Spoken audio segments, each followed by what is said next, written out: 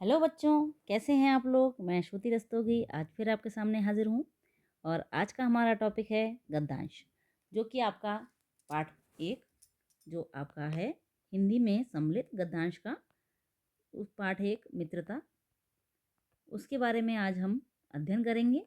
पिछली वीडियो में हमने आपको बताया कि मित्रता पाठ का पूरा सारांश आपने देख लिया होगा, बहुत अच्छे से समझ में भी आ गया होगा कि सच्चे मित्र का कैसा चयन होना चाहिए, कैसे गुण होते हैं, कैसे कर्तव्य होते हैं, कैसा स्वभाव होना चाहिए और हमारे बुरी मित्रता हमारे लिए कैसा व्यवहार डालती है। ठीक है, तो इसी पाठ से जुड़ा हुआ जो आपका जो रचनाकार हैं इसके आचार्य रामचंद्र शुक्ल जी, उसकी जीवनी भी हमने आपको पिछली वीडियो में दे रखी है, आप उसे भी देख सकते हैं।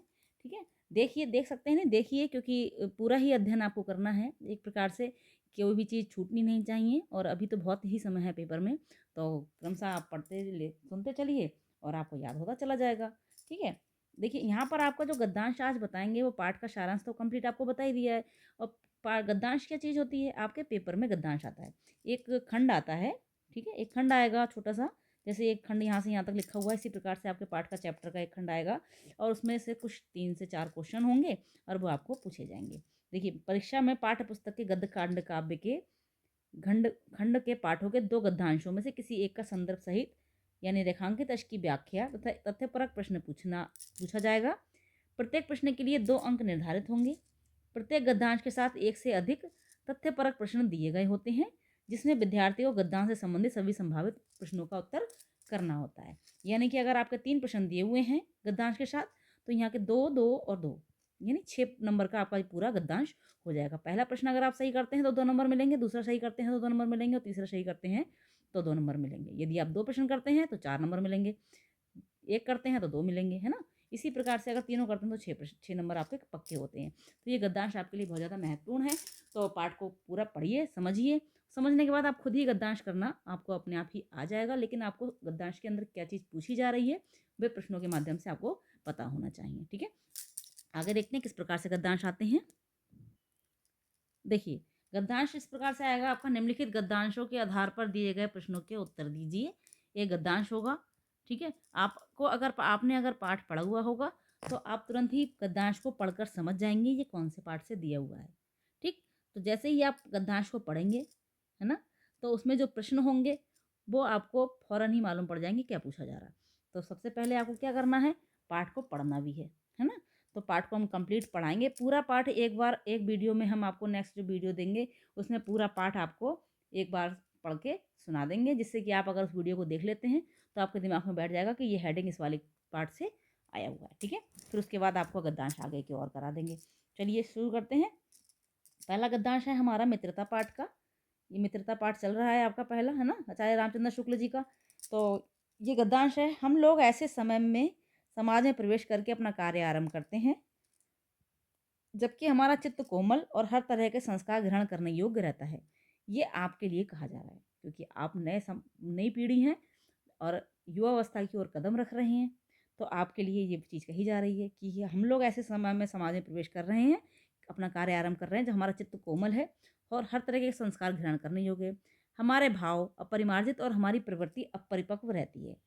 ठीक है, अपरिपक्व क्या होता है कि कच्ची है। ठीक है, हम लोग यानी कि हम लोग कच्ची मिट्टी की मूर्ति के समान रहते हैं, जिसे जो जो जिस रूप का चाहे उस रूप का कर सकता है, चाहे राक्षस बनाए चाहे देवता। ऐसे लोगों का साथ करना हमारे लिए बुरा है जो हमसे अधिक दृढ़ संकल्प के हैं, क्योंकि हमें उनकी हर एक बात बिना विरोध के मान लेनी पड़ती है। पर ऐसे लोगों का साथ करना और बुरा है जो हमारी ही बात को ऊपर रखते हैं, क्योंकि ऐसी दशा में ना तो हमारे ऊपर कोई दबाव रहता है और ना ही हमारे लिए कोई सहारा रहता है। अब देखिए, यहाँ पर ये आपका हेडिंग है, वो गद्यांश है। अब इस गद्यांश से संबंधित प्रश्न क्या हैं वो भी देख लेते हैं। गद्यांश से संबंधित प्रश्न है, उपरोक्त गद्यांश का संदर्भ लिखिए, रेखांकित अंश की व्याख्या कीजिए। आपका वो जो गद्यांश होगा उसमें इस तरीके से लाइन बनी हुई होगी और उत्तर का आपको व्याख्या करनी होगी। अब देखिए, हम लोग कच्ची मिट्टी मूर्ति के समान रहते हैं, इस वाक्य में कच्ची मिट्टी की मूर्ति की उपाधि किसे दी गई है? मनुष्य का सामाजिक जीवन किस अवस्था में आरंभ होता है? लेखक के अनुसार हमें किन लोगों की संगति में नहीं रहना चाहिए?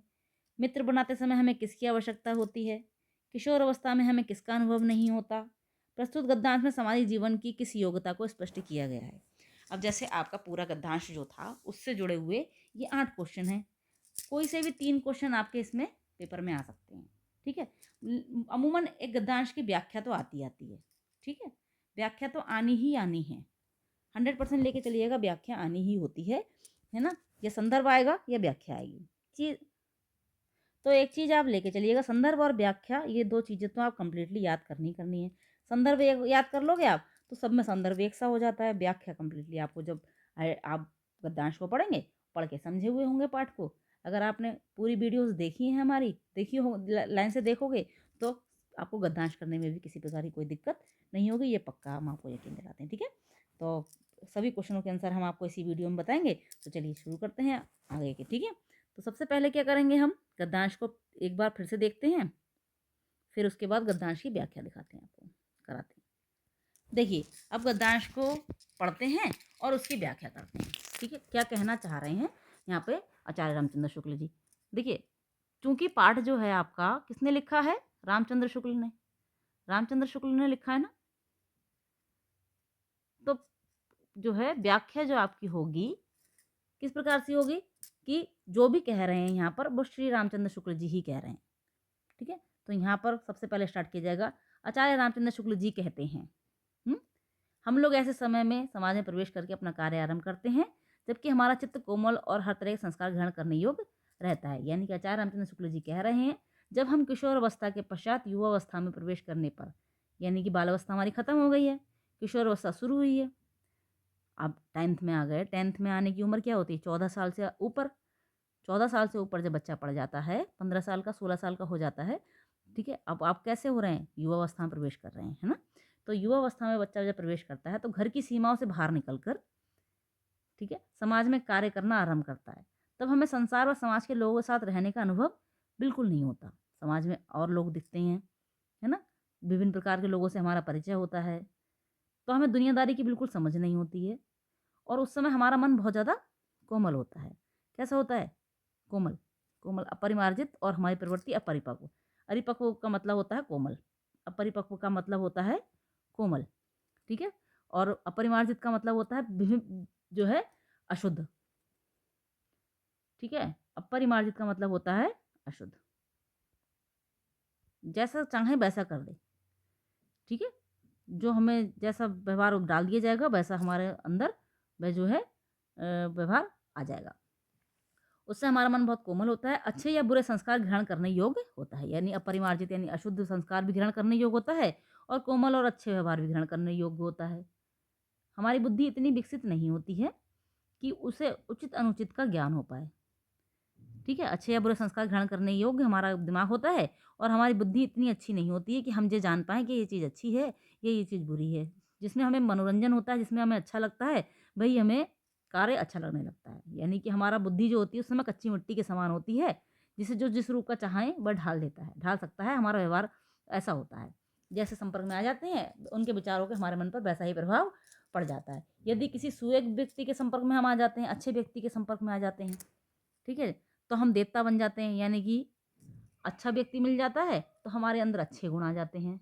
यदि किसी हम बुरे व्यक्ति के संग में बन जाते हैं तो हमारे अंदर क्या होते हैं, बुरे गुण आ जाते हैं, दुश्चरित्र आ जाते हैं। संपर्क में रहकर हम दुर्गुण, बुरे संस्कार, घृणित कार्य करने वाले बनकर समाज में अपमानित होते हैं, ठीक है। तो ऐसे समय में हमें सच्चे मित्र की आवश्यकता होती है, जो हमें सही मार्ग दिखाकर हमारे चरित्र व व्यक्तित्व को निखार दे। शुक्ल जी कहते हैं कि यदि हम ऐसे लोगों की संगति में रहने लग जाते हैं जिनकी इच्छा शक्ति, ऐसे लोगों के साथ करना हमारे लिए बुरा है, तो जिनकी इच्छा शक्ति दृढ़ संकल्प की होती है, जिनकी इच्छा शक्ति दृढ़ प्रबल होती है, दृढ़ निश्चय वाले होते हैं, तो हम उनके सामने कुछ भी बोल नहीं पाते, ठीक है। क्यों नहीं बोल पाते हैं, क्योंकि उनके विचारों व आदर्शों को हमें सहकर चुपचाप चलना पड़ता है। उनकी हर अच्छी बुरी बातों को भी हमें बिना विरोध के मानना पड़ता है, ठीक है। फलस्वरूप हम कमज़ोर पड़ जाते हैं तथा हमारी सोचने समझने की शक्ति जो होती है हमारी, क्या होती है, क्षीण हो जाती है, नष्ट हो जाती है। और जो लोग हमसे कमज़ोर इच्छा शक्ति वाले होते हैं, उनका साथ देना दृढ़ इच्छा शक्ति वालों के साथ रहने से भी अधिक बुरा होता है। उसमें क्या होता है, क्योंकि वो हमारी ही बात को ऊपर रखते हैं, हमारी ही बात को हमेशा मानते हैं, है ना, हमारी बातों को महत्व देते हैं, हमारी बातों का विरोध नहीं करते हैं। ऐसे में वो सहयोग व विरोध के अभाव में हमारा व्यक्तित्व भी दब जाता है, ठीक है। यदि हम ज़रूरत से ज़्यादा किसी की बात मानते हैं तो हम जो है निर्णय नहीं ले पाते हैं, और ज़रूरत से ज़्यादा यदि कोई हमारी बात मानता है तो हम जिब उसमें रह जाते हैं कि हमें कोई निर्णय अच्छा सा दे, यानी कि हम कहीं अटकते हैं तो हम जो है सामने वाले से निर्णय नहीं ले पाते हैं, ठीक है? तो हमें ऐसा मित्र का चयन करना चाहिए जो हमें अच्छी आदतों पे अच्छा साथ दे और बुरी आदतों पे टोके, ठीक है? अतः वे किसी प्रकार भी हमारा सहारा नहीं बनते हैं। ऐसे लोगों का साथ हमें नहीं करना चाहिए जो ज़रूरत से ज़्यादा हमें जो है दबाएँ या जो ज़रूरत से ज़्यादा हमारा साथ दें, हमारी हाँ में हाँ मिलाएँ। ऐसे लोगों का हमारे साथ हमें संपर्क नहीं करना चाहिए। तो यहाँ पर ये चीज़ इस पूरे गद्यांश में आपको बताई गई है, ठीक है? तो सबसे पहले तो ये गद्यांश का ये चीज़ समझ में आ गई। तो इसी प्रकार से जो गद्यांश का जो अर्थ है ना, एक बार फिर से देखिए, अगर लिखित में देखना चाहते हैं आप लोग तो लिखित में दिखा देते हैं हम। देखिए, इस तरीके से आप लोग व्याख्या करेंगे। हम लोग ऐसे फिर डैश लगाया, फिर सहारा रहता है, फिर व्याख्या डाली और फिर उस प्रकार से इस प्रकार से आप पूरी जो है गद्यांश की, जो आपका छोटा-सा गद्यांश है उसकी इतनी लंबी व्याख्या करके आपको लिखनी है। श्री आचार्य रामचंद्र शुक्ल जी कहते हैं कि हम किशोरावस्था के पश्चात युवावस्था में प्रवेश करने पर घर की सीमाओं से बाहर निकलकर समाज में कार्य करना आरंभ करते हैं। तो हमें संसार व समाज के लोगों के साथ रहने का अनुभव बिल्कुल नहीं होता। हमें दुनियादारी की बिल्कुल समझ नहीं होती। उस समय हमारा मन बहुत कोमल होता है, जो किसी प्रकार के अच्छे या बुरे संस्कार ग्रहण करने योग्य होता है। हमारी बुद्धि इतनी विकसित नहीं होती कि उसे उचित अनुचित का ज्ञान हो पाए। उस समय हमारी बुद्धि कच्ची मिट्टी की मूर्ति के समान होती है, जिस पर अच्छी या बुरी किसी भी बात का प्रभाव बहुत जल्दी पड़ जाता है। उस समय हम ऐसे स्वभाव के लोगों के संपर्क में आते हैं, उनके विचारों का हमारे मन पर वैसा ही प्रभाव पड़ जाता है, ठीक है? इस समय जो आपकी उम्र है वो ऐसी है कि आप जैसे लोगों के संगत में रहेंगे वैसे ही आप बन जाएंगे। यदि किसी सुयोग्य व्यक्ति के संपर्क में हम आ जाते हैं तो हम में देवताओं जैसे अच्छे गुण व संस्कार आ जाते हैं। यदि किसी दुष्चरित व दुष्ट व्यक्ति के साथ मिल जाता है तो उसके संपर्क में रहकर हम भी दुर्गुण, बुरे संस्कार व घृणित कार्य करने वाले बनकर समाज में अपमानित होते हैं। यदि जैसे चोरी करना या बुरे कर्मों में लिप्त रहना, स्कूल बंक करना, कार्य ना करना, छुट्टी मारना, ठीक है, या बताना कहीं पहुंचना कहीं, ठीक है, स्कूल का बताना, सहेली के यहाँ बैठ जाना या किसी और जगह चले जाना, तो ये बुरी संगतियाँ हमें जो है अच्छी संगति वालों का ग्रहण करनी चाहिए, अच्छी जगह जाना चाहिए, बुरे लोगों के संग में नहीं रहना चाहिए। यदि ऐसे ही समय में हमें एक सच्चे मित्र की आवश्यकता होती है, ठीक है, जो हमें सही मार्ग दिखाकर हमारे चरित्र और व्यक्तित्व को निखार दे। शुक्ल जी कहते हैं, यदि हम ऐसे लोगों की संगति में रहने लग जाते हैं जिनकी इच्छा शक्ति हमसे प्रबल होती है, वह अधिक दृढ़ निश्चय वाले होते हैं, तब हम उनके सामने कुछ भी नहीं बोल पाते और हमें उन्हीं के विचारों आदर्शों पर चुपचाप चलना पड़ता है। उनकी अच्छी व बुरी सही बातों को हम बिना विरोध के मानना पड़ता है। फलस्वरूप हम कमजोर पड़ जाते हैं तथा हमारी सोचने समझने की शक्ति व कार्यक्षमता घट जाती है। तथा दूसरी ओर जो लोग हमसे कमजोर इच्छा शक्ति वाले होते हैं, उनका साथ देना दृढ़ इच्छा शक्ति वालों के साथ रहने से भी अधिक बुरा होता है, क्योंकि वे हमेशा हमारी बात को ही ऊपर रखते हैं, जी हजूरी करते हैं, हमेशा हमारी बातों को ही महत्व देते हैं, हमारी किसी भी बात का विरोध नहीं करते हैं। ऐसे में सहयोग व विरोध के अभाव में हमारा व्यक्तित्व भी दब जाता है, अतः वे किसी प्रकार भी हमारा सहारा नहीं बन पाते हैं, ठीक है ना? तो इस प्रकार से आपको जो है उस गद्यांश का जो है व्याख्या करनी है। और उसके अलावा जो आपके क्वेश्चंस हैं जो अभी बताए थे हमने गद्यांश से जुड़े हुए, चलिए उसको भी देख लेते हैं एक बार, है ना?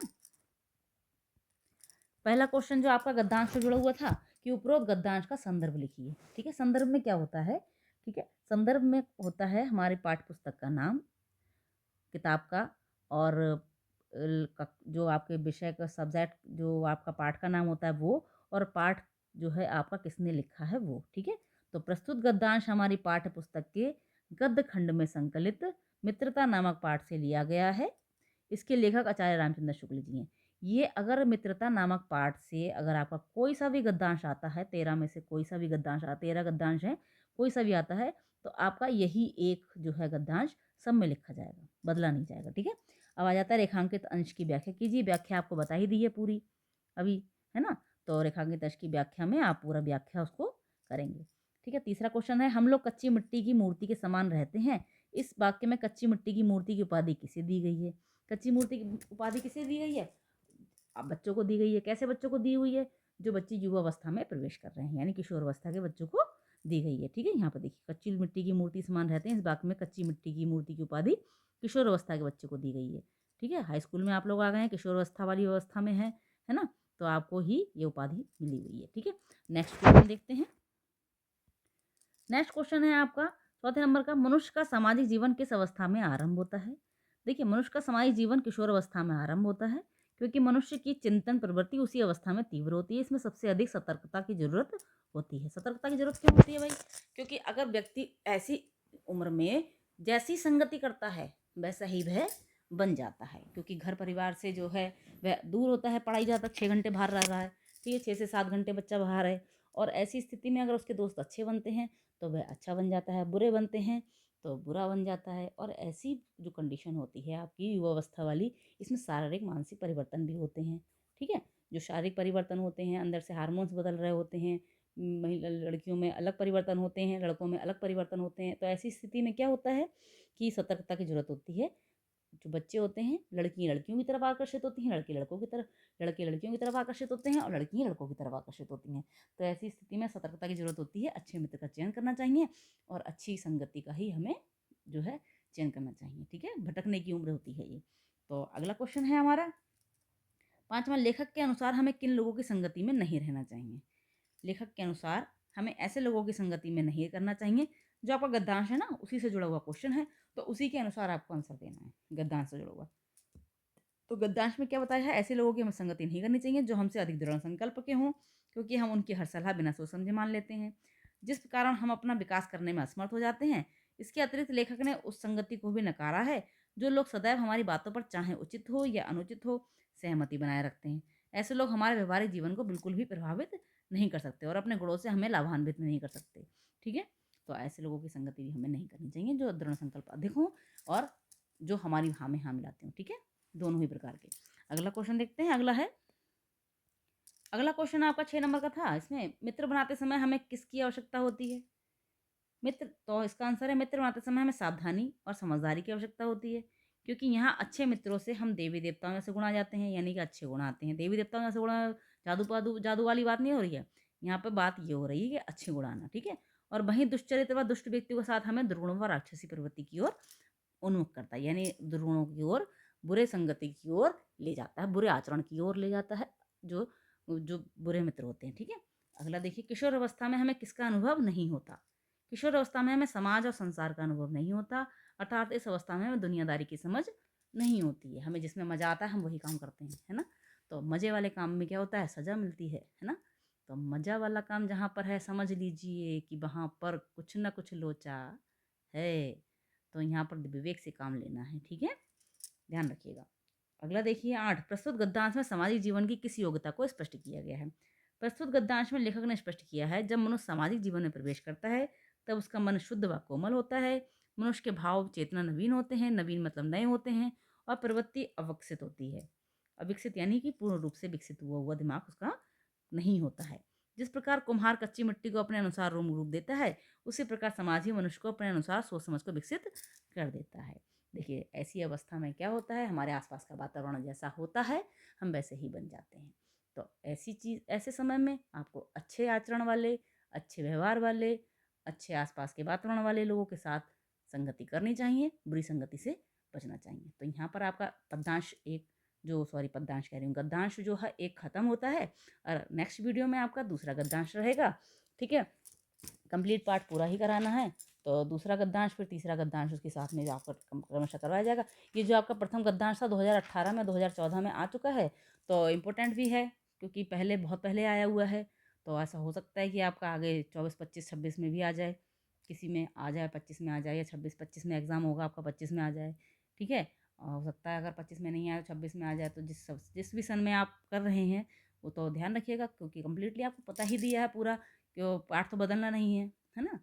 तो उम्मीद करते हैं आपको अच्छे से समझ में आया होगा। तो कैसा लगा आपको पूरा इसका गद्यांश का जो क्वेश्चन आंसर वगैरह जो हमने समझाए हैं, कमेंट सेक्शन में ज़रूर बताइएगा। और उम्मीद करते हैं आपको अच्छे से समझ में आया होगा। कोई चीज़ नहीं समझ में आएगी तो कमेंट करके ज़रूर बोलिएगा, हम अच्छे से आपको फिर से बता देंगे। ठीक है, तो मिलते हैं नेक्स्ट वीडियो में नेक्स्ट गद्यांश के साथ। तब तक के लिए take care and bye bye, see you.